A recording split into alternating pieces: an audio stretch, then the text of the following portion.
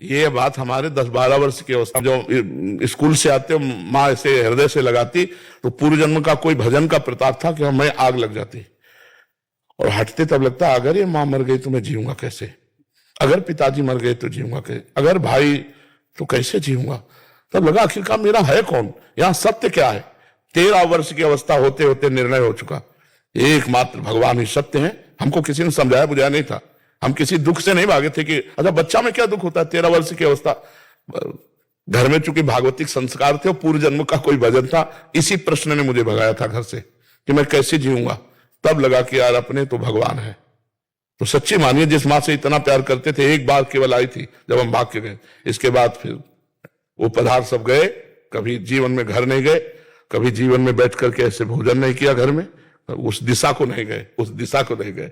इसी प्रश्न ने मुझे बैरागी बनाया था कि मैं कैसे जीऊंगा इनके बिना। हाँ, इनके अंदर जो विराजमान है वो अविनाशी है, और जो शरीर है वो विनाशी, वो तो जाएगा, उसे न तुम रोक सकते हो न भगवान भी रोक सकते हैं।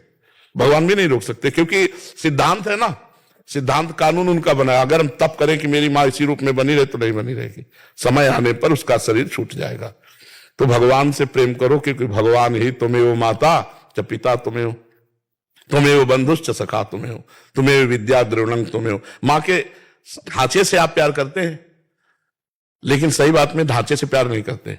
माँ के अंदर जो बैठा परमात्मा तत्व तो उससे प्यार करते हैं। नहीं, ढांचा तो रहेगा, रख लेना भला, ढांचा शाम तक रखना मुश्किल हो जाता है, नहीं रखना। लगता है कि यार पैसा अपनी जेब से लगा के उसे फूंक देते हैं जल्दी यार, क्योंकि शास्त्रीय आदेश से ज्यादा समय तक 100 को नहीं रखना चाहिए, उसको असंस्कार कर देना चाहिए। और ढांचे से ही प्रेम किया है तो हम कहते हैं कि ढांचे को रख लो, भले माँ चली गई। नहीं, माँ तो तुमने शरीर को माना, और शरीर में ही हमारा गर्भ में रहना हुआ, गर्भ से निकले, लेकिन जो माँ के अंदर तत्व था उसे तो नहीं जान रहे हो आप। वो तत्व ना स्त्री है ना पुरुष, हुआ परमात्मा तत्व, वो है श्री कृष्ण।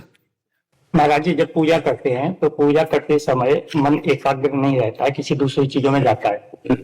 ये क्या है, अभ्यास योग युक्तेन चेतसा नान्यगामिना। हे अर्जुन, ऐसा अभ्यास करो कि चित्त कहीं न जाए, जहां जहां जा रहा है वहां से हटा हटा करके बार बार पूजा में लगाइए, तो जब अभ्यास सिद्ध हो जाएगा तो फिर नहीं जाएगा। करत करत अभ्यास के जड़मत होत सुजान, रस्सी आवत जात ही सिल पर होत निशान। तो हमारा मन देखो कुछ तो लगने लगा है, जब बिल्कुल नहीं लग रहा था तो कुछ तो लगने लगा, क्योंकि आप अभ्यास में रत है। तो अगर और अभ्यास दृढ़ करें तो पूरा लगने लगेगा। कुछ लगने लगा मतलब हमने उस पर काबू पाया है। अब पूरा नहीं लग रहा है, मान लो 2 मिनट लगा फिर भाग गया, फिर भाग गया, तो हम उसे बार बार हटाकर अपने लक्ष्य में लाते हैं। यह अभ्यास योग युक्तेन चेतसा नान्यगामिना। यदि ऐसा अभ्यास करते रहे तो चित्त एक दिन एकाग्र हो जाएगा। हाँ, और जिस दिन प्रभु से अपनापन हुआ फिर चित्त चित्ता ही हो जाता है, फिर उसकी सामर्थ्य नहीं रहती। हरिदास जी महाराज जी, आपके चरणों में कोटि कोटि प्रणाम। महाराज जी, आपके सत्संग सुनकर हमें अनोखा बल मिला है, भक्ति में बढ़ावा होता है, इसके लिए मैं ही नहीं सारा भारतवर्ष आपका ऋणी रहेगा। महाराज जी, मैं राम कथा वाचक हूं। भक्त लोग हमें प्रश्न करते हैं, कृपया हमारा संशय दूर करें। महाराज जी, पूर्व में जो बड़े भक्त हो चुके हैं या संत हुए हैं, भक्त लोग उन महात्मा का मंदिर बनाकर पूजा करते हैं, उन्हीं का नाम जप करते हैं। क्या उन भक्तों को भगवत प्राप्ति हो सकती है? हाँ, पक्का हो जाएगी। हरि को निज यश ते अधिक, भक्तन यश पर प्यार। ध्रुवदास जी लिखे, ताते ये माला रची, करी ध्रुव कंठ सिंगार। भक्तन की नामावली, जो करी है चितलाय, ताके भक्ति बढ़े घनी, अरु हरि होई सहाय। अजहू सोच विचार के, गई भक्तन पद ओट, हरि कृपालु सब पाछली, क्षमी है तेरी खोट। जो भक्तों का नाम जप करता है, जो भक्तों को विराजमान कर उनकी सेवा करता है, तो भगवान उसके हृदय में घनी भक्ति जहां काम क्रोध का प्रवेश ही नहीं हो सकता, ऐसी भक्ति, और जहां ऐसी भक्ति है उसको परम पद मिलना या भगवत प्राप्ति होना कोई संशय नहीं। 1000 बार हरि हरि कहे, और 1000 बार जो हरि हरि कहने का फल है वो एक बार भगवान के प्रेमी महात्मा का नाम ले ले। इतना भगवान आन मानते अपने भक्त के। भगवान देखो स्वयं कह रहे सबरी जी से, 7वीं भक्ति, सातों सम मोहिमय जग देखा, पर मोते अधिक संत कर लेखा। तो संत की छवि विराजमान करना, संत की मूर्ति विराजमान करना और उनकी आराधना करना, भगवान को अतिशय प्रसन्न करना है। भगवान का एक यश सुना रहा हो और एक भगवान के भक्त का यश सुना रहा हो, तो भगवान के भक्त का यश सुनने वाले से अधिक भगवान प्रसन्न हो जाए। हरि को निज यश ते अधिक, भक्तन यश पर प्यार। ये तो बिल्कुल खुली बात है। हमने तो कई बार सत्संग में कहा है कि जब घर से निकलो 5 भक्तों के नाम ले लो, अगर विघ्न हो जाए तो हमें बता देना। लेकिन विघ्न होना होगा तो बुद्धि बदल जाएगी, लोगे ही नहीं। भक्तों का स्मरण समस्त विघ्नों का नाश करने वाला है। भक्ति भक्त भगवंत गुरु चतुर नाम उपयोग, इनके पद बंधन के नासत विघ्न अनेक। अगर हम एक ही श्लोक याद कर लें, प्रहलाद नारद पराशर पुंडरीक व्यास अम्बरीश सुख सौनक भीष्म दालभ्याम रुक्मांगदा अर्जुन वशिष्ठ विभीषणादीन पुण्यानि मानि परम भागवतानि स्मरण, इतने से काम हो जाएगा। 5 भक्त का अगर एक दिन में सुमिरन हो गया तो वो आपको धीरे धीरे भगवान की घनी भक्ति से युक्त कर देगा। जो भक्तों के चरणों का दास है वो निश्चित भगवान को अधीन कर लेता है, और जो भगवान का भक्त है वो भक्तों के चरणों का दास होगा ही होगा। दास दासोहम होगा ही होगा। तुलसीदास जी की जरा भावना महाराज जी की देखो, कह रहे तुलसी जाके मुख से धोखे निकसत राम, ताके पग की पगतली मोहरे तन की चाम। दास दासोहम ये जागृत ही हो जाता है, और बिना भक्त भजन के भगवान की विशेष प्रसन्नता नहीं मिलती। इसलिए जो भी भगवान के भक्त हैं वो भगवान के दासों को बहुत प्यार करते हैं।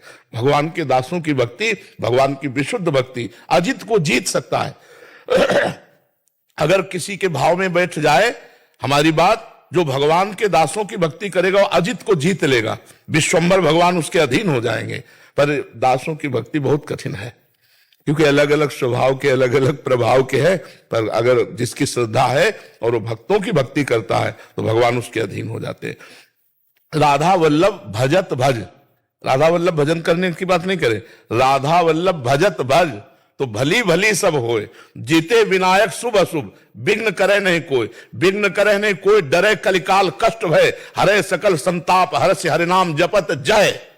जो भगवान की भक्ति करने वालों का भजन करते हैं, कोई भी शुभ अशुभ विनायक उसमें विघ्न नहीं डाल सकता। कलयुग भयभीत रहता है ऐसे भक्तों से जो भक्तों की भक्ति करते हैं, और हरिनाम जप करके पूरे विश्व पर विजय प्राप्त कर लेता है। अर्थात काम क्रोध लोभ मोह मद मत्सर इन सब पर विजय प्राप्त करके शांत हृदय अश्रु प्रवाह करते हुए गदगद सुर नैना सजल दंपति रस रहे भीन, ई गति वृंदा विपिन में फिरे प्रेम तनलीन। ये निश्चित बात है। हरिवंश महाप्रभु के समीप जब हरिराम व्यास जी आए, ये ओरछा के राजा के गुरु हैं, मधुकर शाह के गुरु हैं, बड़े अद्भुत विद्वान दिग्विजय योद्धा, जो कोई भी 10 दिशाओं में उनसे विद्वता में हार जाए कोई उनसे जीत नहीं सकता। वो आए थे हरिवंश महाप्रभु का नाम सुनकर, महिमा सुनकर के देखें कैसे ज्ञानी महात्मा है। महाप्रभु के समीप आए तो महाप्रभु रसोई बना रहे थे श्री जी के लिए, अमनिया कर रहे थे, तो दाल की बटलोई चढ़ा दी थी। तो जो ही श्री नवल दास जी ने आकर के प्रार्थना की कि जय जय, एक हरिराम व्यास जी विद्वान वो आपसे बात करना चाहते हैं। उनका अभी तो सेवा में, बोले प्रभु बहुत व्याकुल है बात करने के लिए, बुलाओ। तो जो ही नजदीक आए सो बटलोई उतार दी। तो उनका प्रभु ऐसा क्यों किया? बहुत विद्वान थे। हाथ का कार्य है कार्य करना और मुख का कार्य बात करना, तो आप दोनों कार्य कर सकते हैं। बोले प्रेम में ऐसा नहीं होता। यह जो एक मन बहुत ठोर करी, कहीं कौने सच पायो, जहां तहां जुवती जार जुवती लो प्रगट पिंगला गायो। जहां एक मन प्रेम में तन्मयता धारण करता है तहां सुख होता है, 2 मन में सुख नहीं होता। महाप्रभु ने पूरे पद में आखिरी लाइन में कहा, जैसी हरिवंश प्रपंच बंच सब ये काल व्याल को खायो, यह जी जान श्याम श्यामा पद कमल संगी सिरनायो। श्याम श्यामा के चरणों में नहीं कहा, श्याम श्यामा पद कमल संगी, अर्थात दास दासोहम। आजीवन हरिराम व्यास जी ने यही किया, भक्तों का ही भजन किया, भक्तों की ही आराधना की। इतना विशुद्ध भक्ति का स्वरूप भक्तों के प्रति हरिराम व्यास जी जैसा देखना है, बड़े महापुरुष है।